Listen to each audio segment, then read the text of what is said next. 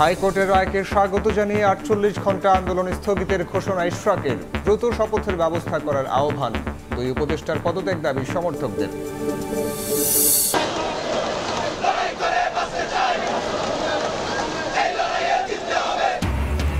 সাম্য হত্যার বিচার ও নিরাপদ ক্যাম্পাসের দাবিতে শাহবাগ থেকে ইন্টারকন্টিনেন্টাল মোড়ে ছাত্রদলের অবস্থান। সব আসামি গ্রেফতার ও ঢাবি উপাচার্যের অপসারণ চান নেতারা। নিরাপত্তা উপদেষ্টার দায়িত্ব নিয়ে প্রশ্ন তুলে খলিলুর রহমানের পদত্যাগ দাবি রিজভির। বাংলাদেশে বিদেশি এজেন্ডা বাস্তবায়নের সুযোগ নেই বললেন জাহিদ হোসেন। ভারত সরকারকে চিঠি দেয়া হলেও থামছে না পুশ ইন। বিভিন্ন সীমান্ত থেকে আরও ৮৩ জনকে জোর করে পাঠালো বিএসএফ। এবং গ্রাহক পর্যায়ে ব্রডব্যান্ড ইন্টারনেটের দাম ২০% কমালো সরকার। ১ জুলাই থেকে সর্বনিম্ন ৫০০ টাকার সংযোগ মিলবে ৪০০-তে। বিটিআরসির নতুন দরকে অকার্যকর বলছে ইন্টারনেট সরবরাহকারীরা। সময় সংবাদের সঙ্গে আছি আমি সাইফুল রুদ্র। মেয়র ইস্যুতে গেল এক সপ্তাহ ধরে রাজনৈতিক অঙ্গনে চরম উত্তেজনা। একদিকে রাজপথে বিক্ষোভ, অন্যদিকে আদালতে আইনি লড়াই। অবশেষে শপথ না পড়ানোর নির্দেশনা চেয়ে রিট খারিজ করে হাইকোর্ট বলেছেন, রিটকারীর রিট করার এখতিয়ারই নেই। ইশরাকের আইনজীবীরা বলছেন, ২৬ মের মধ্যে শপথ না পড়ালে আদালত অবমাননার দায়ে অভিযুক্ত হবে সংশ্লিষ্ট পক্ষ। যদিও আদেশের বিরুদ্ধে আপিলের ঘোষণা দিয়েছেন রিটকারীর আইনজীবী।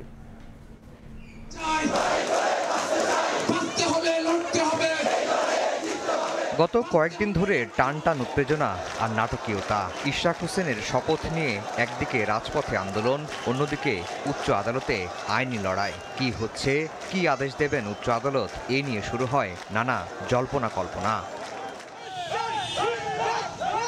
ইশরাকের মেয়র ইস্যুতে দিনকে দিন পরিস্থিতি জটিল আকার ধারণ করতে থাকে। বৃহস্পতিবারের আদেশকে ঘিরে হাইকোর্ট এলাকায় গড়ে তোলা হয় নিরাপত্তা বলয়। অবশেষে ইশরাকের পক্ষে আসে রায়। শপথ স্থগিত চেয়ে করা রিট খারিজ করে দেন উচ্চ আদালত। আদেশে আদালত বলেছেন, শপথের বিরুদ্ধে রিট করার এখতিয়ারই নেই রিটকারীর।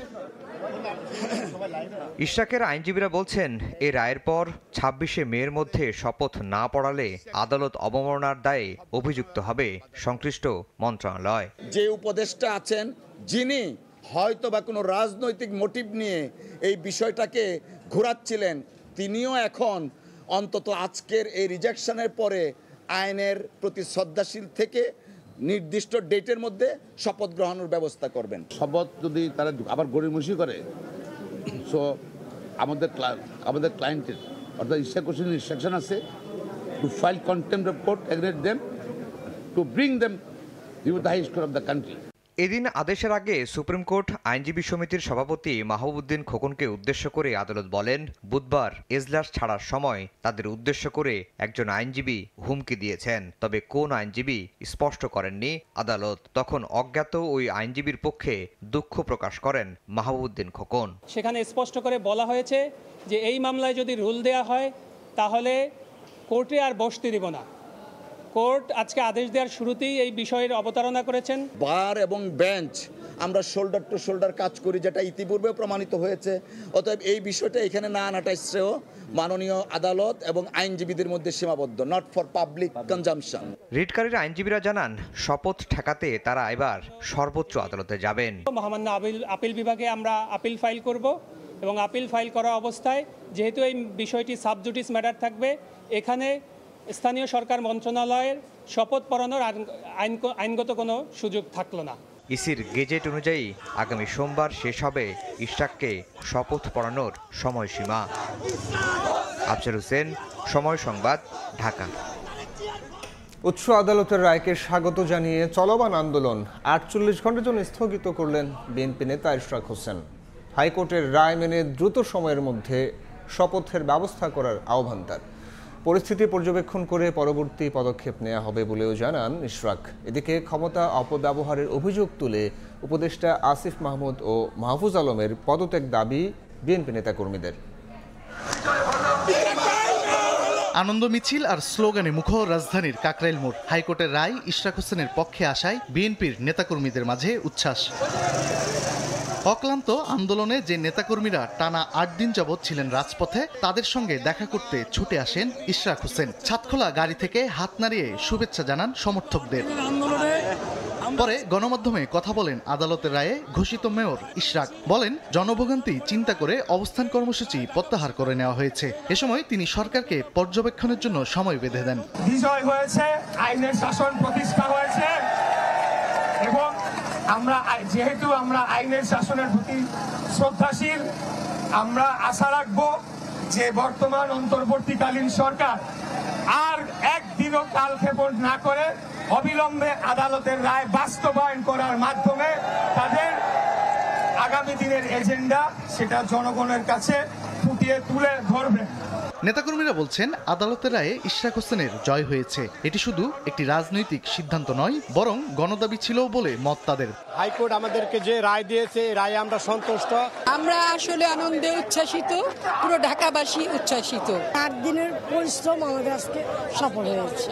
এদিকে অন্তর্বর্তী সরকার থেকে 2 উপদেষ্টা আসিফ মাহমুদ সজীব ভুইয়া ও মাহফুজ আলমের পদত্যাগের দাবি জানিয়েছেন নেতাকর্মীরা। তাদের অভিযোগ, সরকারের থেকে ক্ষমতার অপব্যবহার করছেন এই 2 উপদেষ্টা। তারা পক্ষপাতিত্ব করছে, তাদেরকে পদত্যাগ করতে হবে।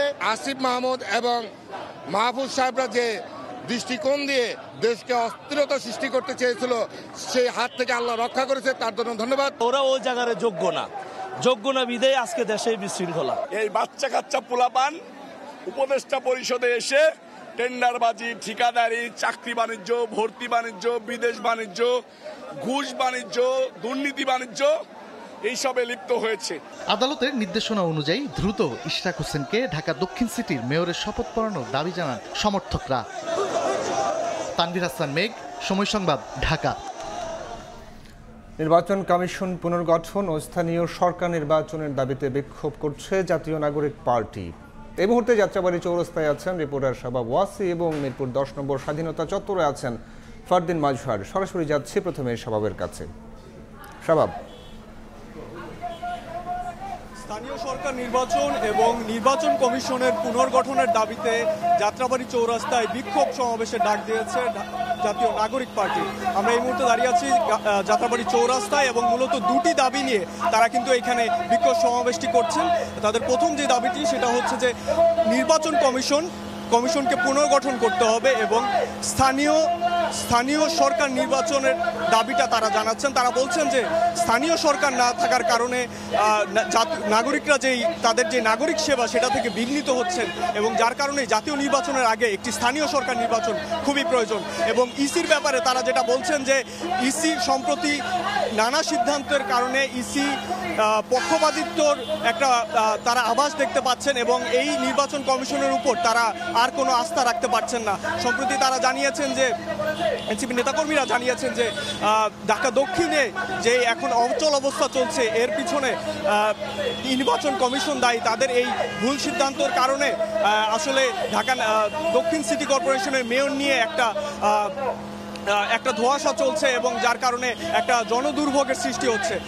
তারা এটা নাগরিক পার্টির যেই সদস্যরা তারা আসলে অন্যান্য দলগুলোকেও আহ্বান জানাচ্ছেন যে স্থানীয় সরকার নির্বাচনে আসার জন্য জাতীয় নির্বাচনের আগে, কারণ স্থানীয় সরকার নির্বাচনে এসে যাতে দলগুলো তাদের শক্তি পরীক্ষা করে নিতে পারে এবং স্থানীয় সরকার নির্বাচনের মাধ্যমে স্থানীয় সরকারগুলিকে পোক্ত করে যাতে নাগরিক সেবাকে ঠিক রাখা যায়, এই দাবিতে আসলে জাতীয় নাগরিক পার্টির সদস্যরা আজকে এখানে বিক্ষোভ সমাবেশ করছেন। আমরা এর আগেও দেখেছি যে আগারগাঁওতে জাতীয় নাগরিক পার্টির দক্ষিণ মহানগর উত্তরের পক্ষ থেকে একটি বিক্ষোভ সমাবেশের আয়োজন করা হয়েছিল এবং এরই ধারাবাহিকতায় আজকেও যাত্রাবাড়ি চৌরাস্তায় এই বিক্ষোভ সমাবেশের আয়োজন করা হয়েছে। তো এই ছিল আমার কাছে যাত্রাবাড়ি থেকে সর্বশেষ। আর আমরা আরও জানতে পারছি যে জাতীয় নাগরিক পার্টি ঢাকা মহানগর উত্তরের পক্ষ থেকে ঢাকা মিরপুর 10 সার্কেলে মিরপুর 10-এ একটি বিক্ষোভ সমাবেশেরও আয়োজন করা হয়েছে। সেখানে উপস্থিত আছেন আমাদের রিপোর্টার ফারদিন মাজহার। আমরা সরাসরি যুক্ত হচ্ছি তার কাছে। ইসি পুনর্গঠন ও স্থানীয় সরকার নির্বাচনের দাবিতে রাজধানীর মিরপুর 10 নম্বরের গোলচত্বরে অবস্থান করছেন এনসিপি নেতাকর্মীরা। গতকাল ইসির ভবনের কার্যালয় ঘেরাওর সেই কর্মকাণ্ডের ধারা অব্যাহত রেখে আজকে তারা এই আন্দোলন চলমান রেখেছে এবং তারা বারবারই যেটি কিছুক্ষণ আগে স্লোগানে তারা বলছিলেন যে এই মুহূর্তে দরকার স্থানীয় সরকার।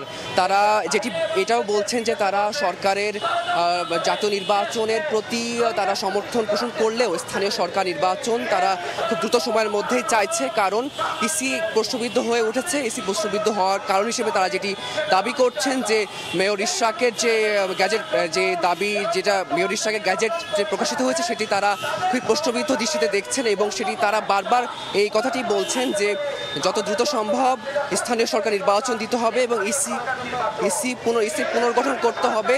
যত দ্রুত সম্ভব ইসি পুনর্গঠন করার জন্যই তাদেরকে বারবার তারা দাবি তুলছে এবং জুলাই গণঅভ্যুত্থানে যে চেতনা ধারণ করা হয়েছিল সেই চেতনাকে প্রশ্নবিদ্ধ যাতে না হয় সেজন্য সরকারের প্রতি তারা আহ্বান রাখছেন এবং সেই আহ্বানের পরিপ্রেক্ষিতে আজকে তাদের এই অবস্থান, সেই অবস্থানের জন্যই আজকে তারা বারবার যেটা বলছেন যে জুলাই গণঅভ্যুত্থান যাতে কোনোভাবে আর প্রশ্নবিদ্ধ না হয় এবং ইসি যাতে আর কোনো তালবাহানা না করে, কোনো দলের কোনো রাজনৈতিক পক্ষপাতিত্ব না করে যাতে ইসি তাদের কার্যক্রম বহাল রাখে, সেটির জন্য তারা আজকে এই অবস্থান কর্মসূচি করছেন। এই ছিল আমার কাছে রাজধানী মিরপুর 10 নম্বরের গোলচত্বর থেকে সর্বশেষ। রাজধানীর যাত্রাবাড়ি এবং মিরপুর থেকে জাতীয় নাগরিক পার্টির কর্মসূচির খবরাখবর জানাচ্ছিলেন সহকর্মী শাবাব ওয়াসি এবং ফারদিন মাজহার। ইশরাক সমর্থকদের কর্মসূচির সবশেষ খবর জানাতে রাজধানীর কাকরাইল মোড়ে আছেন রিপোর্টার সাদিকুর রহমান। সরাসরি যাচ্ছি তার কাছে।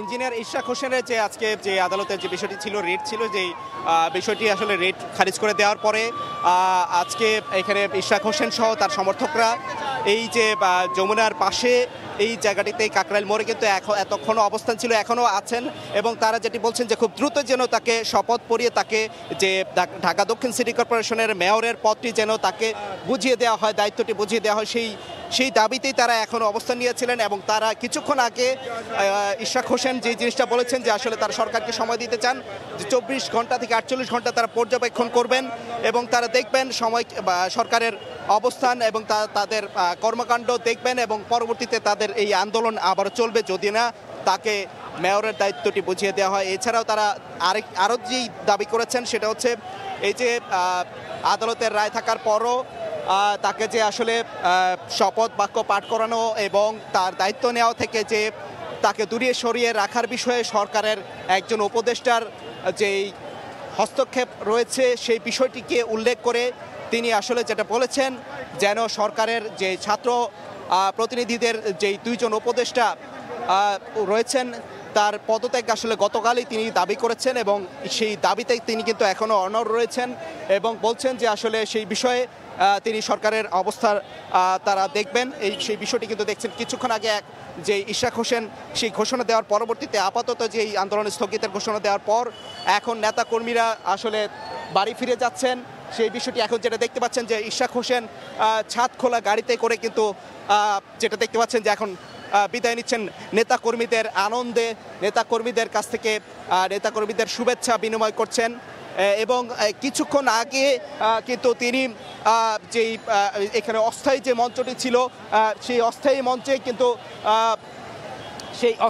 কিন্তু তিনি উঠেছেন এবং কথা বলেছেন এবং সেখানে আমি দেখেছি যে 8 জন জুলাই যে আহত যেই ছাত্ররা তারা কিন্তু এখানে এসেছিলেন, জুলাই যোদ্ধা 8 জন এসে তাদের যে এই আন্দোলনে একাত্মতা প্রকাশ করেছেন, সমর্থন দিয়েছেন, সেটা আমরা কিছুক্ষণ আগে দেখেছি এবং এই যৌক্তিক দাবি তারা চালিয়ে যাবেন এবং বলছেন যে সরকার যেন সামনে সুষ্ঠু নির্বাচন দেয়, জাতীয় নির্বাচন খুব দ্রুত যেন হয় এবং সরকারের এই যে 2 উপদেষ্টা এরা যেন সরকার থেকে কোনো ধরনের হস্তক্ষেপ করতে না পারে, এই জন্য তাদেরকে পদত্যাগ দাবি করেছেন এবং সেই জন্য সরকারকে সময় দিয়েছেন। এই ছিল এখান থেকে সবশেষ তথ্য।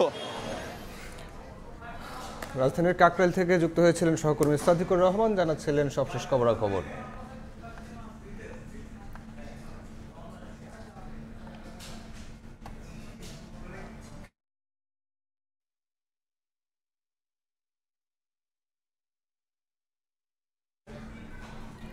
ঢাকা বিশ্ববিদ্যালয়ের শিক্ষার্থী সাম্য হত্যার বিচার দাবিতে শাহবাগ থেকে হোটেল ইন্টারকন্টিনেন্টাল মোড় পর্যন্ত অবরোধ করে বিক্ষোভ করেন ছাত্রদলের নেতাকর্মীরা।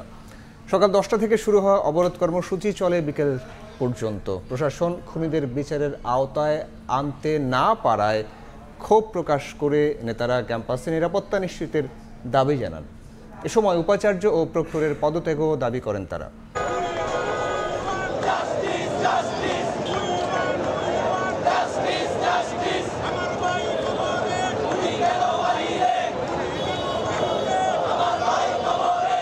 সহপাঠীর হত্যার বিচারের দাবিতে স্লোগানে উত্তাল শাহবাগ। বৃষ্টি উপেক্ষা করে ঢাকা বিশ্ববিদ্যালয়ের শিক্ষার্থী ও ছাত্রদল নেতা সাম্য হত্যার প্রতিবাদে বিক্ষোভ জাতীয়তাবাদী ছাত্রদলের। সাম্য হত্যার বিচার ও নিরাপদ ক্যাম্পাসের দাবিতে সকাল থেকে বিকেল পর্যন্ত শাহবাগ থেকে হোটেল ইন্টারকন্টিনেন্টাল মোড়ে অবস্থান নেন তারা।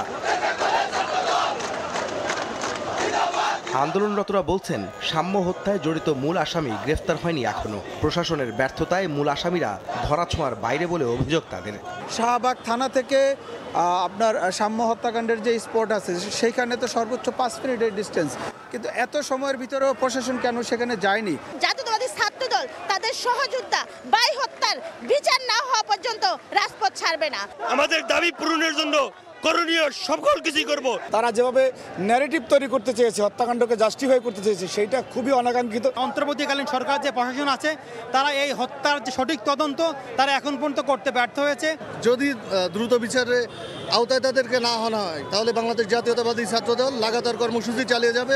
ক্যাম্পাসে শিক্ষার্থীদের নিরাপত্তা দিতে ব্যর্থ হওয়ায় উপাচার্য ও প্রক্টরের পদত্যাগও দাবি করেন ছাত্রদলের নেতাকর্মীরা। এই হত্যাকাণ্ডকে কেন্দ্র করে দেশে এক শ্রেণীর গোষ্ঠী এই ঘটনাকে ভিন্ন খাতে প্রবাহিত করার চেষ্টা করছে। আমরা চাই তাদেরও বিচারের আওতায় আনতে হবে। আমরা যখন সেই বিচার নিয়ে যাই প্রক্টরের কাছে, প্রক্টর তখন আমাদেরকে এক ধরনের প্রতিহিংসা ছুড়ে দেয় আমাদের উপরে। এই বিশ্ববিদ্যালয়ের প্রশাসন তারা তাদের ব্যর্থতার দায় স্বীকার করে পদত্যাগ করবে। সংগঠনটির কেন্দ্রীয় নেতারা বলেন, সাম্য হত্যার সঙ্গে জড়িতদের গ্রেফতারে গাফলতি আছে পুলিশের। দাবি আদায় না হলে কঠোর কর্মসূচির হুঁশিয়ারি দেন তারা। সাম্যের হত্যাকারীরা যদি গ্রেপ্তার না হয় তাহলে ঢাকা বিশ্ববিদ্যালয়ে এরকম একজন শিক্ষার্থীকে অপরাধী গ্রেপ্তার করতে না পারে তাহলে রাষ্ট্রের অপরাপর যে নাগরিক রয়েছে তাদের নিরাপত্তা কোথায়?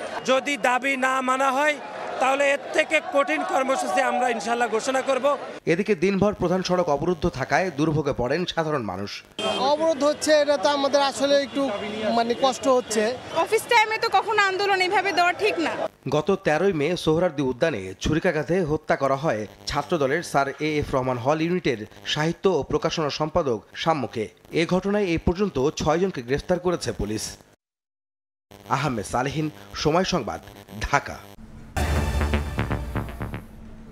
বিএনপির জ্যেষ্ঠ যুগ্ম মহাসচিব রুহুল কবির রিজভী অভিযোগ করেছেন, তাদের সঙ্গে ক্ষমতাসীনরা অপ্রাসঙ্গিকভাবে সংঘাত করতে চাইছে। সকালে নয়াপল্টনে দলের কেন্দ্রীয় কার্যালয়ে সংবাদ সম্মেলন থেকে জাতীয় নিরাপত্তা উপদেষ্টার পদত্যাগও দাবি করেন রিজভী। এদিকে দিনাজপুরে দলটির স্থায়ী কমিটির সদস্য জাহিদ হোসেন বলেছেন, ক্ষমতায় থেকে অন্তর্বর্তী সরকারের বিদেশি এজেন্ডা বাস্তবায়নের সুযোগ নেই। বেশ কয়েকদিন ধরেই দেশে আলোচনার কেন্দ্রবিন্দু করিডোর ইস্যু। এ নিয়ে রাষ্ট্রের বিভিন্ন উচ্চ পর্যায়ের কর্মকর্তারা এক মেরুতে, আর রাজনৈতিক নেতারা ঠিক তার বিপরীতে। আপনাদের অন্তরে অন্য কোনো বিষক্রিয়া। বৃহস্পতিবার সকালে নয়াপল্টনে বিএনপির কেন্দ্রীয় কার্যালয়ে এক সংবাদ সম্মেলনে জাতীয় নিরাপত্তা নিয়ে শঙ্কা প্রকাশ করেন দলের সিনিয়র যুগ্ম মহাসচিব রুহুল কবির রিজভী। এ সময় তিনি জাতীয় নিরাপত্তা উপদেষ্টার পদত্যাগের দাবি তোলেন। অবিলম্বে তার পদত্যাগ দাবি করছি। সরকারের রাষ্ট্র পরিচালনার সামর্থ্য নিয়ে প্রশ্ন তুলে রিজভী বলেন, রাষ্ট্র নিরাপত্তা নিয়ে পরীক্ষা নিরীক্ষার সুযোগ নেই। নিরাপত্তা উপদেষ্টা উদ্দেশ্যমূলকভাবে করিডোর ইস্যুতে বিভ্রান্তি তৈরি করছেন বলে অভিযোগ তার। এই সরকারের নিরপেক্ষতা এবং সরকারের পরিচালনার সক্ষমতা নিয়ে জনমনে প্রশ্ন সৃষ্টি হয়েছে। খলিলুর রহমানের মতো একজন বিতর্কিত এবং করিডোর চ্যানেল বন্দর বিদেশিদের হাতে তুলে দেওয়ার ষড়যন্ত্রের কুশীলব বলে পরিচিত কি করে জাতীয় নিরাপত্তা উপদেষ্টা হিসাবে নিয়োগ পান? রাষ্ট্র নিয়ে পরীক্ষা নিরীক্ষা করার সুযোগ নেই। ডক্টর খলিলকে অবিলম্বে জাতীয় নিরাপত্তা উপদেষ্টার পদ থেকে সরিয়ে দিয়ে দেশে বিদেশে তার অবস্থান সম্পর্কে সম্পূর্ণ তথ্য দেশের জনগণের সামনে হাজির করতে হবে।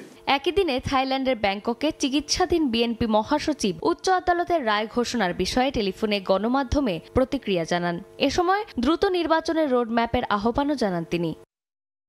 আমি আশা করব যে মন্ত্রণালয় এখন আর কোনো সমস্যা তৈরি না করে দ্রুত তারা ইশরাকের শপথের ব্যবস্থা করবেন। বর্তমানে যে রাজনৈতিক সংকট, এই সংকটগুলো দূর করবার একটাই মাত্র পথ, তা হচ্ছে অতি দ্রুত একটি রোড ম্যাপ ঘোষণা করা। এদিকে দিনাজপুরে এক অনুষ্ঠানে বিএনপির স্থায়ী কমিটির সদস্য ডক্টর জাহিদ হোসেন বলেন, ক্ষমতায় থেকে অন্তর্বর্তী সরকারের বিদেশি এজেন্ডা বাস্তবায়নের সুযোগ নেই। অন্তর্বর্তীকালীন সরকার অন্তর্বর্তী সময়ের জন্য এসছে। জনগণের শক্তির উপর আস্থা রাখুন। নিজে কোনো অবস্থাতেই কোনো বিদেশি প্রভুর কাছে আস্থা নিয়ে দেশ পরিচালনা করবেন, এইটি হবে না। দেশের সার্বিক নিরাপত্তা ব্যবস্থা স্থিতিশীল রাখতে জাতীয় নির্বাচনের বিকল্প নেই বলেও মনে করেন বিএনপি নেতারা। দ্রুততার সঙ্গে জনগণকে প্রয়োগ করার সুযোগ দেন। চন্দ্রিমা চৌধুরী, সময় সংবাদ, ঢাকা। খুলনায় বিএনপির সদস্য নবায়ন এবং সদস্য সংগ্রহ কর্মসূচিতে বক্তব্য রাখছেন দলটির স্থায়ী কমিটির সদস্য গয়েশ্বর চন্দ্র রায়। সরাসরি যাচ্ছে সেখানে। তাহলে গণতান্ত্রিকভাবে সুষ্ঠু নির্বাচনের মাধ্যমে যে সরকার হবে, যে পার্লামেন্ট হবে, সেই পার্লামেন্টের দায়িত্ব এই সংস্কার প্রস্তাবগুলি অর্থাৎ সাথে রেটিফিকেশন করা, কনস্টিটিউশনের সাথে সামঞ্জস্য করে যদি সেই ধারাগুলি জনবিরোধী জনগণের অধিকার ক্ষুণ্ণ করে যে সকল ধারা, সেই সকল ধারাগুলিকে আমাদের কি করতে হবে, বাতিল করতে হবে, আবার নতুন করে ধারা দিতে হবে। আবার কেউ নতুন করে শর্ত দিচ্ছেন কনস্টিটিউশন অ্যাসেম্বলি এবং ফরওয়ার্ড বাই দি গণভোট। কনস্টিটিউশন অ্যাসেম্বলি কি একই সংবিধান রচনা, তাই আমি এই সংবিধানটাকে বাতিল করছি। এই সংবিধান আমি বাতিল করবো। ৭২ সংবিধান কি ৭২ জায়গায় আছে?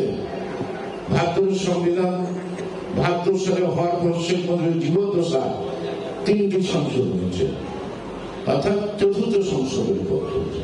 যে চতুর্থ সংশোধনের মধ্য দিয়ে গণতন্ত্রকে গলাটিকে হত্যা করে জানাজা করার আগে তার নিজের জানাজা হয়ে গেছে। সুতরাং পঞ্চম সংশোধনের মধ্য দিয়ে আবার গণতন্ত্র, বহুদলীয় গণতন্ত্র আবার পুনর্জীবিত হয়েছে। খুলনা থেকে সরাসরি গয়েশ্বর চন্দ্র রায়ের বক্তব্য শুনছিলাম। সরকার যেভাবে কিছু রাজনৈতিক পক্ষের এজেন্ডা বাস্তবায়ন করছে, তাতে অন্তর্বর্তী সরকারের নিরপেক্ষতা নিয়ে জনমনের প্রশ্ন জেগেছে বলে মন্তব্য করেছেন বিএনপির স্থায়ী কমিটির সদস্য ডক্টর খন্দকার মোশাররফ হোসেন। গুলশানে বিএনপি চেয়ারপারসনের কার্যালয়ে সংবাদ সম্মেলনে একথা বলেন তিনি। সরকার রাজনৈতিক পক্ষপাত দুষ্ট আচরণ করছে বলেও অভিযোগ তার। একটি সুষ্ঠু, অবাধ, নিরপেক্ষ নির্বাচনের মাধ্যমে ডিসেম্বর 2025-এর মধ্যে একটি জাতীয় সংসদ গঠনের জন্য অবিলম্বে সুনির্দিষ্ট রোডম্যাপ ঘোষণার দাবি জানাচ্ছি। আমরা মনে করি বিভ্রান্তি সৃষ্টি করা, জাতীয় সংসদের নির্বাচনকে বিলম্বিত করার যে সকল উছিলা সৃষ্টি করা হচ্ছে, এটাও একটা উছিলা।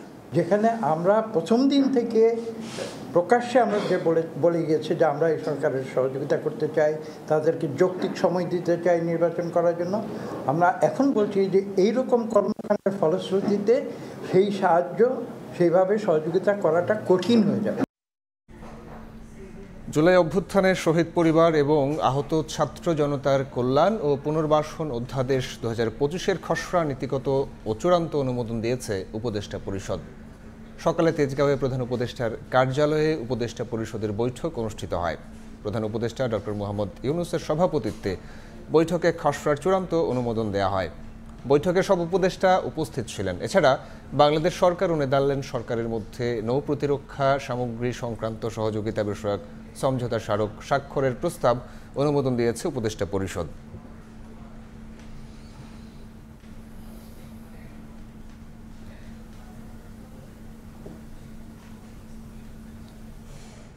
দুর্নীতি মামলায় 3 বছরের কারাদণ্ডের রায়ের বিরুদ্ধে ডাক্তার জুবাইদা রহমানের আপিল শুনানি সোমবার পর্যন্ত মুলতবি করেছেন হাইকোর্ট।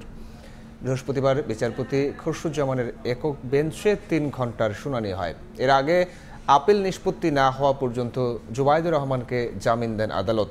2023 সালের আগস্টে জ্ঞাত আয় বহির্ভূত সম্পদ অর্জনের মামলায় বিএনপির ভারপ্রাপ্ত চেয়ারম্যান তারেক রহমানকে 9 বছর ও তার স্ত্রী ডাক্তার জুবাইদা রহমানের 3 বছরের কারাদণ্ড দিয়েছিলেন আদালত। 5 আগস্টের পর আপিলের শর্তে জুবাইদা রহমানের সাজা 1 বছর স্থগিত করে সরকার।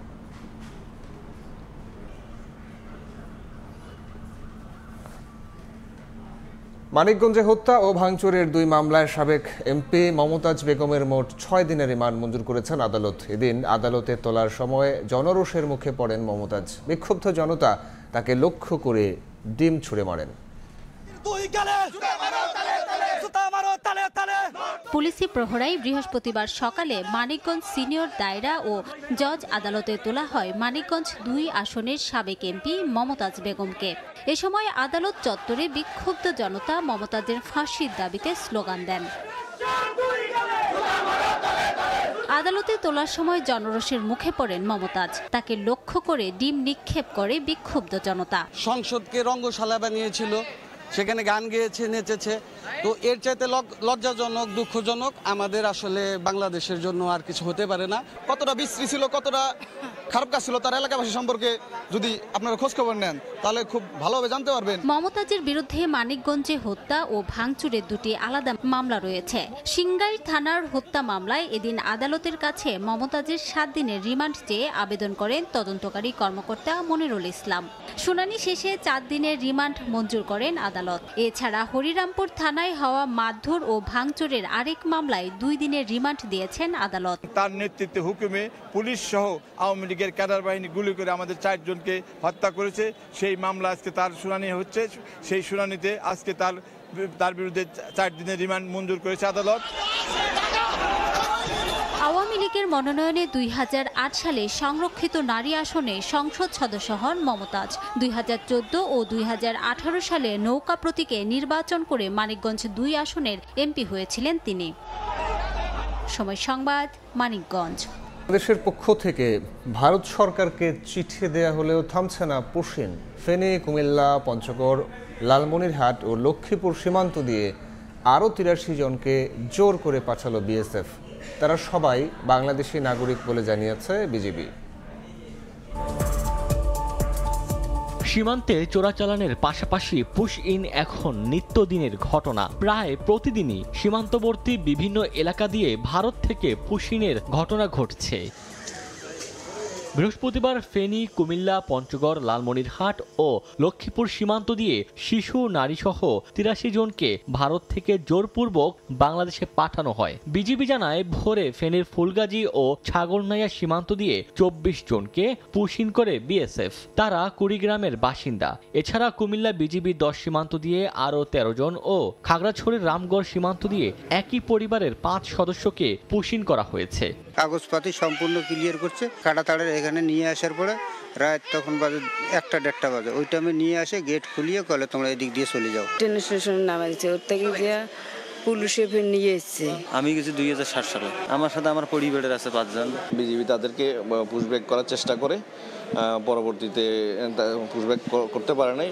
এর আগে বুধবার রাতে লালমনিরহাটের পাটগ্রাম উপজেলার গাটিয়ার ভিটা ও ঝালাঙ্গি সীমান্ত দিয়ে শিশু, নারীসহ 20 জনকে পুশ ইন করে ভারত। তাদের আটকের পর থানায় দিয়েছে বিজিবি। তাদের বাড়ি খুলনা, নড়াইল ও যশোর জেলায় বলে জানিয়েছে পুলিশ। বিজিবি আমাদের কাছে 20 জনকে হস্তান্তর করেছে। তার মধ্যে 11 জন মহিলা, 7 জন বাচ্চা, 2 জন পুরুষ। এছাড়া পঞ্চগড়ের জয়ধর ভাঙা সীমান্ত দিয়ে বুধবার রাতে পুশ ইন করা হয়েছে আরও 21 জনকে। এদিকে পুশ ইনের ঘটনায় বিএসএফ এর সঙ্গে পতাকা বৈঠক হয়েছে বলে জানায় বিজিবি। ওমর ফারুক, সময় সংবাদ। অবিলম্বে নির্বাচনে সুনির্দিষ্ট রোডম্যাপ দেওয়ার দাবি জানিয়েছে গণ অধিকার পরিষদ। একই সঙ্গে মানবিক করিডোরের নামে খাল কেটে কুমির আনা যাবে না বলে হুঁশিয়ারি দিয়েছেন গণ অধিকার পরিষদের সভাপতি নুরুল হক নূর। রাজধানীর পুরোনো পল্টনে দলীয় কার্যালয়ে জরুরি সংবাদ সম্মেলনে তিনি এসব কথা বলেন। জুলাইয়ের মধ্য দিয়ে যে জাতীয় ঐক্য তৈরি হয়েছিল তা এই সরকারের কারণে ফাটল ধরেছে। গণ অধিকারের সভাপতি আরও বলেন, জাতীয় নির্বাচনের রোডম্যাপ দেয়া এখন সময়ের দাবি, না হলে সংকট আরও বাড়বে। নির্বাচনী রোডম্যাপের জন্য প্রয়োজনে আবার মাঠে নামার ঘোষণাও দেন তিনি।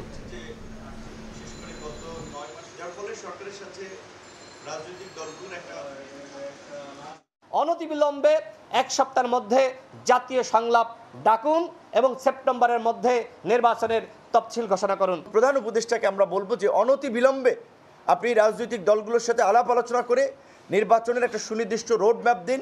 নির্বাচনের রোড ম্যাপ ছাড়া এই রাজনৈতিক অস্থিরতা কাটবে না, দেশে স্থিতিশীলতা আসবে না এবং রাজনৈতিক দলগুলোর সাথে আপনার সরকারের দূরত্ব কাটবে না। নির্বাচনের রোড ম্যাপ ঘোষিত না হলে আমরা রাজপথে নামতে বাধ্য হব। শিক্ষকদের দাবির মুখে খুলনা প্রকৌশল ও প্রযুক্তি বিশ্ববিদ্যালয়ের অন্তর্বর্তীকালীন উপাচার্য অধ্যাপক ডক্টর হযরত আলী পদত্যাগ করেছেন। বিশ্ববিদ্যালয়ের ডেপুটি রেজিস্ট্রার অধ্যাপক আব্দুর রহমান এই তথ্য নিশ্চিত করেছেন। শিক্ষক লাঞ্ছনার ঘটনায় অভিযুক্ত শিক্ষার্থীদের শাস্তির আওতায় আনা সহ 5 দফা দাবিতে গত 4 মে থেকে একাডেমিক কার্যক্রম ও 18 মে থেকে প্রশাসনিক কার্যক্রম বন্ধ রেখে আন্দোলন করে আসছিলেন কুয়েট শিক্ষক সমিতি। এর আগে গত 23 এপ্রিল বিশ্ববিদ্যালয়ে ছাত্রদের সংঘর্ষের ঘটনায় টানা আন্দোলনের মুখে পদত্যাগ করেন উপাচার্য ডক্টর মোহাম্মদ মাসুদ। পরে 1 মে অন্তর্বর্তীকালীন উপাচার্য হিসেবে নিয়োগ দেওয়া হয় চুয়েটের অধ্যাপক ডক্টর হযরত আলীকে।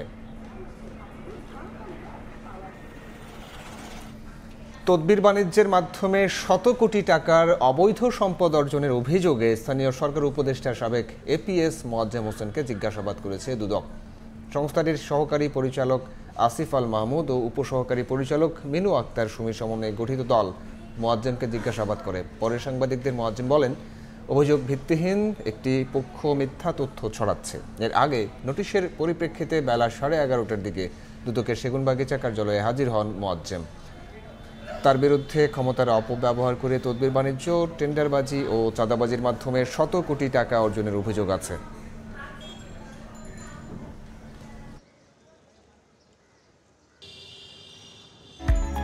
অ্যালটেক অ্যালুমিনিয়াম, গড়ে উঠছে আগামী শহর। ঘণ্টাখানেকের বৃষ্টিতে রাজধানীর বিভিন্ন এলাকায় দেখা দেয় জলাবদ্ধতা। সড়কে সড়কে সৃষ্টি হয় যানজট, ভোগান্তির শিকার হন সাধারণ মানুষ।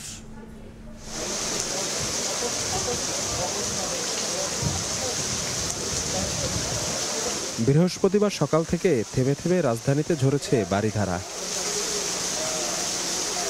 এই বৃষ্টি সাধারণ মানুষের মাঝে স্বস্তি যেমন এনেছে, তেমনি ছিল ভোগান্তির চিত্র। খানিক বর্ষণেই হাঁটু জলে নিমজ্জিত ঢাকার বিভিন্ন এলাকা। হঠাৎ জলাবদ্ধতায় সড়কে সড়কে বাড়ে যানজট।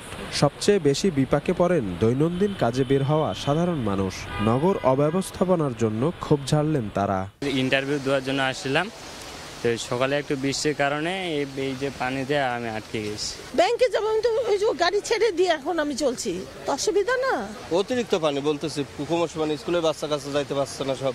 আর বিশেষ করে যে কোনো গাড়ি যদি আপনার খুব স্পিডে যাচ্ছে, সেক্ষেত্রে আরো পানি ঢেউ লাগে, লোকজন আরো বেশি বিনত ঘটছে। রিক্সাতে দেখলাম একটা মহিলা উল্টে গেছে, সেটা আমি কষ্ট করে যাচ্ছি। গাড়ি বন্ধ হয়ে যায়, সাইলেন্সার থেকে পানি ঢুকে, আবার বন্ধ হয়ে গেলে অনেক সমস্যা, পাশে নেওয়ার পুরো রাস্তা জাম হয়ে জায়গা। পিকআপ ধইরা তারপরে আইসি এই জায়গায়, অনেক কষ্ট করে আইসি। তবে বাতাসে জলীয় বাষ্পের পরিমাণ বেশি হওয়ায় বৃষ্টি হলেও উষ্ণতা কমছে না বলে জানিয়েছেন এই আবহাওয়াবিদ। 26 কিংবা 27 তারিখ বঙ্গোপসাগরে একটি লঘুচাপ তৈরি হতে পারে। এটার প্রভাবে বাংলাদেশের উপকূলীয় জেলাগুলো সহ আপনার ঢাকার পূর্বাঞ্চল, সিলেট, ময়মনসিংহ এইসব অঞ্চলে কিন্তু আপনার মাঝারি ধরনের ভারী থেকে কোথাও কোথাও অতি ভারী বর্ষণ হওয়ার সম্ভাবনা রয়েছে। আবহাওয়া অফিস বলছে, বৃহস্পতিবার সকাল 6টা থেকে দিনভর 20 মিলিমিটার বৃষ্টি হয়েছে রাজধানী সহ আশেপাশের এলাকায়। শফিক মুন্সি, সময় সংবাদ, ঢাকা। নাটোরে কালবৈশাখী ঝড়ে দেয়াল চাপায় এক শিশুর মৃত্যু হয়েছে। স্বজনরা জানান, বুধবার রাতে বড়াইগ্রাম উপজেলার আগ্রান গ্রামে হাত ধোয়ার জন্য বাড়ির উঠোনে টিউবওয়েলের কাছে যায় 12 বছরের শিশু বিথি খাতুন। এ সময় হঠাৎ কালবৈশাখী ঝড়ে একটি দেয়াল ভেঙে শিশুটির উপর পড়ে। তাকে উদ্ধার করে হাসপাতালে নিলে চিকিৎসক মৃত ঘোষণা করেন। নটরডেম কলেজের শিক্ষার্থী ধ্রুবব্রত দাসের মৃত্যুর সঠিক তদন্তের দাবিতে মানববন্ধন করেছেন স্বজন ও সহপাঠীরা। দুপুরে নটরডেম কলেজের সামনে আয়োজিত মানববন্ধনে ধ্রুবর বাবা মা জানান, 12 মে দুপুরে কলেজের ফাদার টিম ভবন থেকে নিচে পড়ে যান ধ্রুব। সহপাঠীরা রক্তাক্ত অবস্থায় তাকে হাসপাতালে নিয়ে গেলে চিকিৎসক মৃত ঘোষণা করেন। পরিবারের পক্ষ থেকে সিসিটিভি ফুটেজ দেখতে চাওয়া হলে কোনো ধরনের সহযোগিতা করেনি কলেজ কর্তৃপক্ষ। এইচএসসি পরীক্ষার্থী ছিলেন ধ্রুব। তার মৃত্যুর সঠিক তদন্তের দাবি জানিয়েছেন স্বজনরা।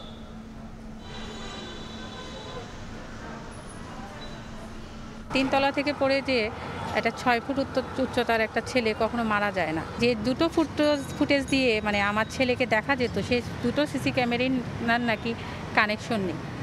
এবং আমি এটাও বলেছিলাম যে আমার ছেলে যে 3টা 20-এ পড়ে গেছে, এরপরে যে যারা কলেজ থেকে বের হয়েছে, কলেজের তো বাহির পাশেও দুটো সিসি ক্যামেরা আছে, আপনারা এটা দেখে চেক করেন যে আসলে কারা বের হলো ভিতর থেকে। তো আমাদেরকে তখন বলা হয়েছিল যে 400 থেকে 500 জন বাচ্চাকে চেক করা আমাদের পক্ষে সম্ভব না। আমার ছেলের সাথে যে অস্বাভাবিক যে ঘটনাটা ঘটেছে, আমরা সেইটারই কলেজ কর্তৃপক্ষকে বলেছি যে আমাদেরকে সেইটা জানার জন্য আমাদেরকে সাহায্য করুন, কিন্তু কলেজ কর্তৃপক্ষ আমাদেরকে এখন পর্যন্ত কোনো সাহায্য করেনি।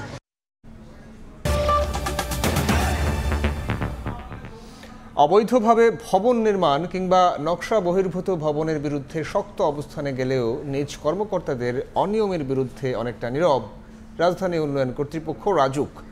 টাকার বিনিময়ে বিধিমালা ভেঙে এক জোনের দায়িত্ব থেকে আরেক জোনের আওতায় 7টি ভবনের নকশার অনুমোদন দেওয়ার অভিযোগ উঠেছে কয়েকজন কর্মকর্তার বিরুদ্ধে।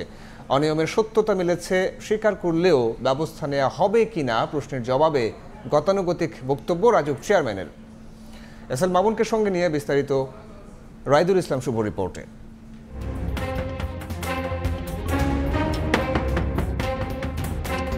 নিয়মনীতির তোয়াক্কা না করেই রাজধানীতে গড়ে উঠছে শত শত বহুতল ভবন। আইনের ব্যত্যয়ে জড়িত থাকার অভিযোগ খোদ রাজধানী উন্নয়ন কর্তৃপক্ষর। রাজধানীর ইসিবি চত্বর থেকে সরু গলি ধরে রাস্তার সামনে এগোলে দেখা যায় সড়কের শেষ প্রান্তে চলছে বেশ কয়েকটি ভবন নির্মাণের কাজ। 2022-এর ড্যাপের ম্যাপ বলছে এটি একটি রেসিডেন্সিয়াল এরিয়া, কিন্তু গুগল ম্যাপের 2010 থেকে 2025 পর্যন্ত দেখা যায় এলাকাটি পুরোটাই জলাশয় ও কৃষি জমি। 2022 সাল পর্যন্ত তখন থেকে হচ্ছে যে আস্তে আস্তে এখানে যে মাটি ফেলাইছে, তারপর হচ্ছে এটা লেভেল করছে। তার আগে এটা বিল ছিল মাছ চাষ হইতো। দুর্নীতি ঠেকাতে 2019 সালে অনলাইন সেবা চালু করে রাজু। নতুন নিয়মে আবেদনকারী যে আইডিতে ছাড়পত্রের জন্য আবেদন করবে, একই আইডিতে নকশার জন্য আবেদন করতে হবে। কিন্তু অবৈধভাবে অনুমোদন পাওয়া সকলেরই অনলাইন আইডি পাসওয়ার্ড হারিয়ে যাওয়ায় প্রশ্ন উঠেছে রাজুকের ভূমি ছাড়পত্রগুলোর সত্যতা নিয়ে। কিউআর কোড স্ক্যান করলে কোনো তথ্যই পাওয়া যায় না। রাজুকের আদেশ অনুযায়ী 2023 সালের 9 ফেব্রুয়ারি সহকারী অথরাইজড অফিসার থেকে অথরাইজড অফিসার পদে পদোন্নতি দেওয়া হয় শেগুফতা শারমিন আশরাফকে, যেখানে দেখা যায় তিনি কখনো দিনের একজনের দায়িত্বে ছিলেন না। পদোন্নতির 1 মাসের মধ্যে 7টি 10তলা ভবনের নকশা অনুমোদন দেওয়ার অভিযোগ উঠেছে এই কর্মকর্তার বিরুদ্ধে। এই অনিয়মের সঙ্গে যুক্ত হয়েছে সে সময়ের জোন 1-এর দায়িত্বে থাকা ইমারত পরিদর্শক ও বিসি বোর্ডের সদস্যের নাম। জায়গা পরিদর্শনে গিয়েছিল, নির্দেশনা দিয়েছিল আপনি তখন একে দায়িত্বের অফিসারগুলো ছিল না, তিনের দায়িত্বে থাকা অফিসারগুলো ছিল। কমিটিতে আলোচনা হয়েছে, কমিটিতে যেভাবে উপস্থাপন হয়েছে তারা যুক্তিপূর্ণ করছে। শেগুফতা শারমিন আশরাফের মহাখালী অফিসে গেলে রুমে প্রবেশে বাধা দেওয়া হয়। আমরা দেখতে চাই যে এ বিষয়ে রাজুকের চেয়ারম্যান কি ব্যবস্থা নিচ্ছে। অনিয়মের বিষয়টি স্বীকার করে গতানুগতিক তদন্ত করে ব্যবস্থা নেওয়ার আশ্বাস দেন রাজুক চেয়ারম্যান। সিস্টেম হয় এটা অনেক সহজ। তখন সিপিটা ছিল মানে আধা অনলাইন আধা হার্ড কপি। এটা একটা তখন মানে কিছু অনিয়ম করারও সুযোগ কিন্তু ছিল সে সময়। তার সেখানে পোস্টিং কোথায় ছিল আর কি ছিল আর ফরেনটা কেন এরকম হলো, এইটা আমি অলরেডি তদন্ত করার নির্দেশ দিয়েছি। একদিকে অনিয়ম করে ভবন নির্মাণের সুযোগ দেওয়া হচ্ছে, অন্যদিকে মোবাইল কোর্টের মাধ্যমে নকশা বহির্ভূত ভবনের অতিরিক্ত অংশ ভেঙে ফেলছে খোদ রাজধানী উন্নয়ন কর্তৃপক্ষ রাজুক। রাইদুল ইসলাম শুভ, সময় সংবাদ, ঢাকা। জাতীয় রাজস্ব বোর্ড বিলুপ্তির অধ্যাদেশ বাতিল ও সংস্থাটির চেয়ারম্যানের অপসারণ সহ 4 দাবিতে প্রধান উপদেষ্টা বরাবর স্মারকলিপি দিয়েছে এনবিআর সংস্কার ঐক্য পরিষদ। বিকেলে ঐক্য পরিষদের 5 সদস্য প্রধান উপদেষ্টার বাসভবন যমুনায় যান। স্মারকলিপি দিতে যাওয়ার আগে প্রতিনিধিরা জানান দাবি আদায় না হওয়া পর্যন্ত অবস্থানে অনড় থাকবেন। এর আগের সকাল থেকে এনবিআর কার্যালয়ে অবস্থান ধর্মঘট পালন করেন কর্মকর্তা কর্মচারীরা। 13 মে থেকে কলম বিরতি পালন করে আসছেন তারা। 20 মে অর্থ উপদেষ্টার সঙ্গে বৈঠক হলেও তা ফলপ্রসূ হয়নি দাবি করে অবস্থান কর্মসূচির ঘোষণা দেয় ঐক্য পরিষদ। রাজধানীর বসুন্ধরায় ইন্টারন্যাশনাল কনভেনশন সিটিতে শুরু হয়েছে আইসিবিসি ফেয়ার 2025। মেলার খবর জানাতে এই মুহূর্তে সেখানে আছেন সহকর্মী ফরহাদুর রহমান। সরাসরি যাচ্ছি তার কাছে। কেবল অপারেটর অ্যাসোসিয়েশন অব বাংলাদেশ কোয়াবের আয়োজনে রাজধানীর বসুন্ধরা কনভেনশন সিটিতে চলছে আইসিবিসি এক্সিবিশন। এই এক্সিবিশনটি আজকে থেকে শুরু হয়েছে, আগামী 3 দিন এই এক্সিবিশনটি চলবে, যেটি আজকে সকাল থেকেই দেশের নানা ধরনের ব্রডকাস্টিং কোম্পানি এবং যারা কেবল অপারেটর আছেন এবং ইন্টারনেট প্রোভাইডার যারা আছেন তাদের অংশগ্রহণে এই মেলাটি চলছে। আয়োজক কমিটি যেটি জানিয়েছেন যে বাংলাদেশে প্রথমবারের মতো আন্তর্জাতিক মানের এই মেলাটি এখন অনুষ্ঠিত হতে যাচ্ছে এবং এই আগামী 3 দিন এটি চলবে।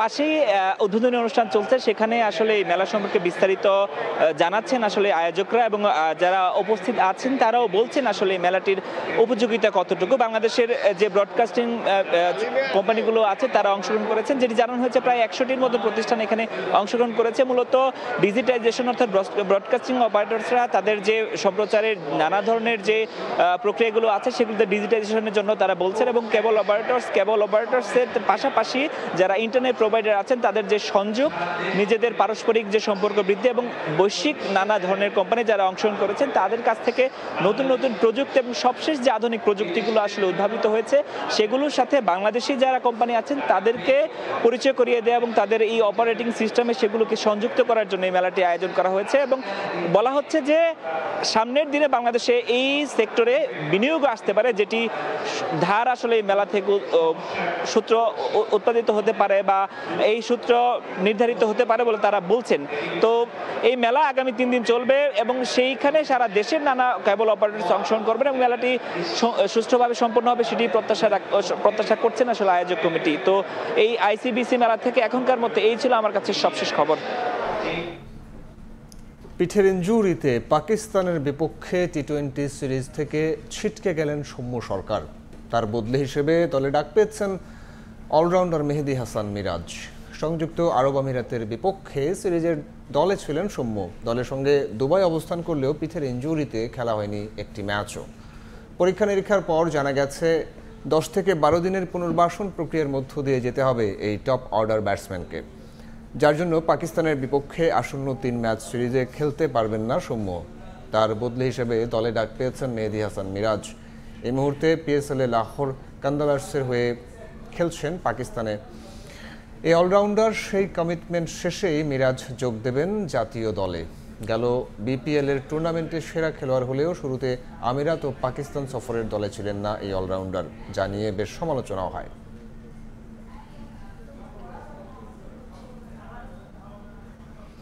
বাংলাদেশে আসছেন বিশ্বকাপ জয়ী ব্রাজিলিয়ান কিংবদন্তি কাকা। বিষয়টি সরাসরি না বললেও বাফুফের সভাপতি দিয়েছেন এমনই ইঙ্গিত। প্যারাগুয়েতে ফিফা কংগ্রেসে প্রীতি ফুটবল ম্যাচ খেলার পর তাদের মাঝে হয়েছে আলোচনা। অবশ্য ইঙ্গিত আছে বার্সেলোনা কিংবদন্তি স্যামুয়েল ইতোকে নিয়েও, তবে কোনো ধোঁয়াশা নেই মিকেল আরিওলাকে নিয়ে। ভারত কিংবা হংকংয়ের বিপক্ষে এশিয়ান কাপ বাছাই ম্যাচে বাংলাদেশে আসবেন মেক্সিকো ফুটবলের সভাপতি। দেশাম ছিল, কাকা ছিল, ইটো ছিল, ট্রেজাকে ছিল অন্য গ্রুপে, আমার গ্রুপে পড়ে না, নাম বলবো না এখন। 2-1 কিন্তু মানে এগ্রি করছে যে বাংলাদেশে তারা আসবে জাস্ট অ্যাজ এ গুডউইল ভিজিটের জন্য। তাহলে কে আসছেন বাংলাদেশে? দিদিয়ের দেশম, কাকা নাকি স্যামুয়েল ইতো? বাফুফের সভাপতি ইঙ্গিত করলেন কাকে? একজন অভিযোগও করছে যে বাংলাদেশের দর্শকরা তো খালি আর্জেন্টিনা সাপোর্ট করে, ওরা তো অন্যদের সাপোর্ট করে না। ছবি বিশ্লেষণে দেখা যায় স্যামুয়েল ইতোর সঙ্গে বেশ হাস্যোজ্জ্বল বাফুফের সভাপতি। অনেকটা একই বলে তাবিদ কাকার এই ছবিটাও। আবার আর্জেন্টিনা ফ্যান বেস নিয়ে যে ইঙ্গিত দিয়েছেন বাফুফে বস, সেটা যায় কাকার সঙ্গেই, কারণ এটা যে ব্রাজিলিয়ানদের ঈর্ষার কারণ। এবার মিলিয়ে নেওয়া যায় 2-4। বাংলাদেশে আসছেন ব্রাজিলিয়ান কিংবদন্তি রিকার্ডো কাকাই। বিশ্বকাপ উন্মাদনায় বাংলাদেশের রূপ বদলে যায়। লাল সবুজরা বিশ্বকাপে খেলতে না পারলেও ফ্যান বেস দিয়ে বাংলাদেশ ঠিকই জায়গা করে নিয়েছে গ্রেটেস্ট শো অন আর্থে। সেটা যখন আন্তর্জাতিক মহলে আলোচিত হয় তখন বিষয়টা অবশ্যই গর্বের। Hats off to the fans of Bangladesh, যারা নিজেদেরকে ওই অবস্থানেও নিয়ে যেতে পারছে যে অন্য ফ্যানরা অভিযোগ করে যে আমাদের দেশে সাপোর্ট করো না কেন। আমাদের দেশের ফ্যান বেসের ব্যাপারে তাদের ইনফরমেশন আছে, আমাদের দেশের খেলার ব্যাপারে তাদের ইনফরমেশন আছে। I mean they know everything, মানে দে নো এভরিথিং। সো আমার বলার, ইনফ্যাক্ট আমি তাদের দেশের ব্যাপারে কম জানতাম, তারা আমাদের দেশের ব্যাপারে যত জানে। যদিও আমাদের ফুটবলটা is not as developed as ওদের দেশের ফুটবল। এদিকে কাকা কিংবা ইতো নিয়ে কনফিউশন থাকলেও কোনো দ্বিধা নেই মেক্সিকো ফুটবল সভাপতি মিকেল আরিওলাকে নিয়ে। এই বছরই বাংলাদেশে আসবেন তিনি, সেটা ভারত কিংবা হংকংয়ের বিপক্ষে হামজাদের এশিয়ান কাপ বাছাই ম্যাচ উপলক্ষ করে। মেক্সিকো ফেডারেশনের প্রেসিডেন্ট অলরেডি নিজে আমার দাওয়াত গ্রহণ করেছে। আমি আশা করি ডিসেম্বরের আগে এসে বাংলাদেশ ভিজিট করবে। মোস্ট প্রবলি আমরা হংকং বা ইন্ডিয়া ম্যাচের সময় তাকে ইনভিটেশনটা পাঠাবো টু পার্টিসিপেট। ডেভেলপমেন্টে আরও পার্টনারশিপ বাড়াতে পারে কিনা, whether be female football, youth football, even league to league যদি আমরা একটা ট্রান্সফার সিস্টেম করতে চাই। বিশ্বকাপ খেলুড়ে একটা দেশের সভাপতির বাংলাদেশ নিয়ে এমন উদারতা ইতিবাচক। সঠিক পরিকল্পনা করা সম্ভব হলে নিশ্চয়ই তার মাধ্যমে উপকৃত হবে দেশের ফুটবল। সে দেখতে চায় যে বাংলাদেশ আর মেক্সিকো ফুটবলে একটা খুব ভালো ডেভেলপমেন্টে। এসএম ইকবাল, সময় সংবাদ, ঢাকা। এ পর্যায়ের শীর্ষ সংবাদগুলো জানিয়ে দিচ্ছি আরেকবার। হাইকোর্টের রায়কে স্বাগত জানিয়ে আন্দোলন স্থগিতের ঘোষণা ইশরাকের। দ্রুত শপথের ব্যবস্থা করার আহ্বান। 48 ঘণ্টা সরকারের পদক্ষেপ পর্যবেক্ষণের পর পরবর্তী ব্যবস্থা।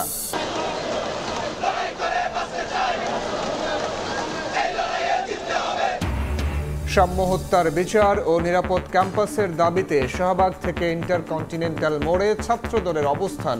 সব আসামি গ্রেফতার ও ঢাবি উপাচার্যের অপসারণ চান নেতারা।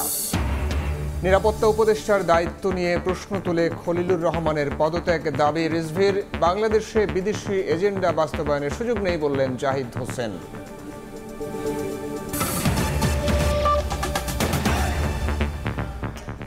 এই ছিল সময় সংবাদে, সঙ্গে থাকুন সময়ের।